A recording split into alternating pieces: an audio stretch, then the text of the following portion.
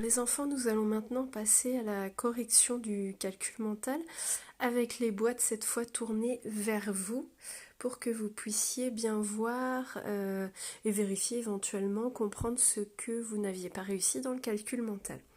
Alors, le premier calcul, c'était 8 plus 4. J'ai 8 jetons dans ma boîte, 5 ici cachés sous le premier compartiment, 5 plus 3, 8, plus les 4 apportés ici. Comme j'en ai 8 dans la boîte, j'ai combien de cases vides? J'en ai 2. Donc vous deviez imaginer effectivement que vous pouviez compléter la boîte en ajoutant 2 des 4 jetons ici. Donc 8 plus 4, c'est comme 10 plus 2. 10 plus 2 ou 8 plus 4, c'est égal donc à 12. 10 ici et de là, 12. Le calcul suivant, c'était 7 plus 4. Alors, 7 plus 4, donc j'ai 7 jetons dans la boîte, 7 jetons, donc c'est 5 sous le premier compartiment, et 2 ici. 5 plus 2 est égal à 7, 5 plus 2, 7. 7 plus les 4 apportés ici. Alors, cette fois, dans le calcul 7 plus 4, on n'a plus 2, mais 3 cases vides. Quand on a 7 jetons dans la boîte, il y a 3 cases vides. Donc, pour compléter la boîte de 10, il fallait imaginer que l'on prenait 3 des 4 jetons. Et donc, 7 plus 4, c'est comme 10, c'est égal à 10 plus 1. 7 plus 4, c'est comme 10 plus 1. Donc, 7 plus 4 font 11, est égal à 11. Le calcul suivant, c'était 7 plus 6. 7 plus 6. Alors, je place 7 jetons dans ma boîte, plus 6 que l'on peut disposer ici comme des dés. Donc, 7 dans ma boîte, 5 ici et 2 là, qui font 7, 5 plus 2, 7. Et 6 ici, un paquet de 5 et 1. 7 plus 6. Donc pour 7, comme on l'a dit juste avant, il y a 3 cases vides. Il fallait imaginer bien qu'on prenne 3 des 6 jetons ici, 3 des 6 jetons, pour compléter la boîte de 10. Donc 7 plus 6 est égal à 10 plus 3. 7 plus 6 font donc 13.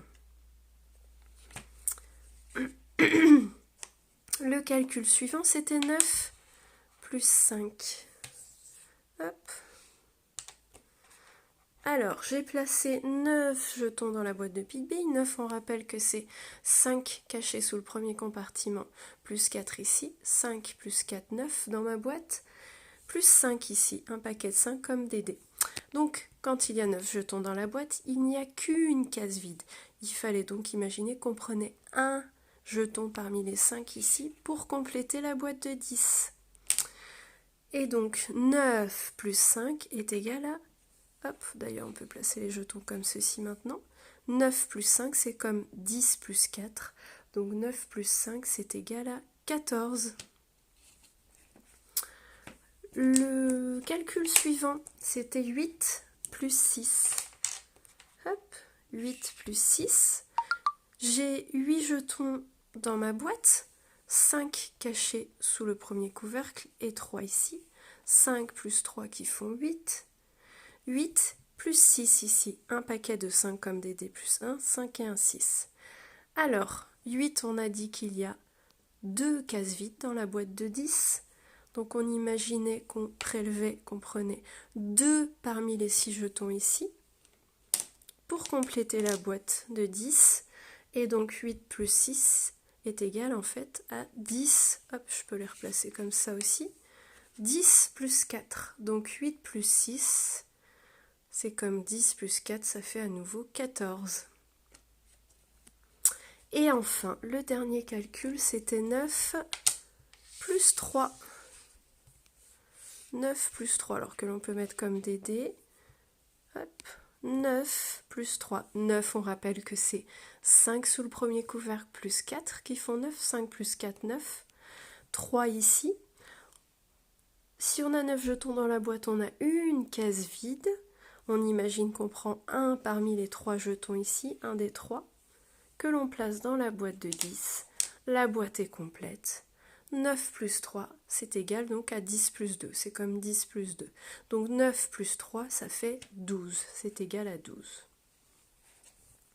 Voilà pour la correction du calcul mental. Et ensuite, les enfants, eh bien, je vais vous laisser poursuivre l'activité B ici dans votre fichier. Donc c'est comme nous avons fait ensemble. Vous allez imaginer cette fois eh bien, les jetons dans votre tête en imaginant pour le nombre le plus grand comme on avait vu, par exemple comme dans 8 plus 6 ici, qu'on va imaginer les 8 jetons dans la boîte de Pitby, les visualiser en 5 et encore quelque chose par exemple.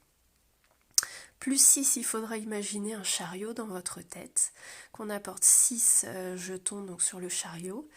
Et on imaginera combien on prend des 6 pour compléter la boîte de 10 et combien il restera ensuite des 6 pour trouver combien ça fait en tout. Voilà, donc procédez à chaque fois de la même manière. Si un calcul est trop difficile, vous pouvez dessiner au brouillon. Sinon, donc vous calculez dans la tête et vous pouvez dans un second temps vérifier en dessinant au brouillon comme on faisait en classe pour vérifier vos calculs, voilà, pour voir si une erreur s'est glissée par exemple. Et puis ensuite, donc, je vous proposerai de faire l'exercice D là. Donc ce sont des additions que vous aviez faites, donc un exercice du même type que vous aviez fait il y a quelques jours de ça. Voilà. Bon courage pour la fin de votre travail.